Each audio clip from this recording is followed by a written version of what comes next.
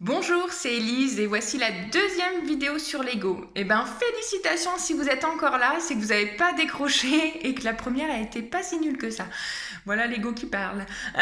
Ben oui, Lego, il juge en positif ou en négatif.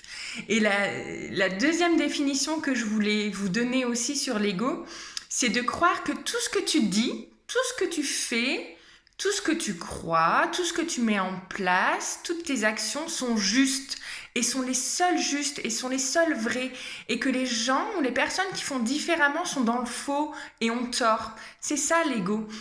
C'est par exemple croire que voilà, si je mange de la viande et que j'aime ça, que les végétariens ils ont rien compris et que c'est pas bon et qu'ils ont pas raison de manger de la viande.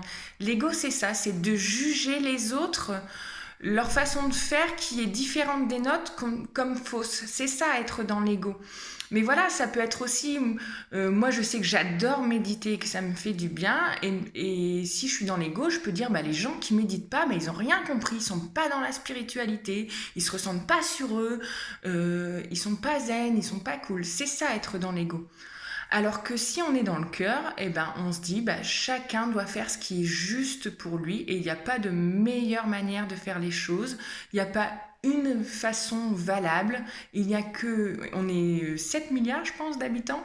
Et il y a 7 milliards de façons de voir la vie et de faire ce qui est en accord avec nous-mêmes. Et voilà. Et donc, être dans l'ego, c'est de juger les autres en disant que bah, ils font pas bien, et être dans le cœur, et c'est de dire bah, c'est parfait si ce qu'ils font, c'est juste pour eux. Voilà.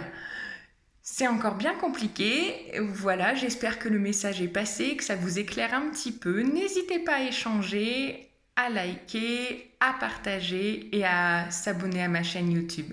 À bientôt!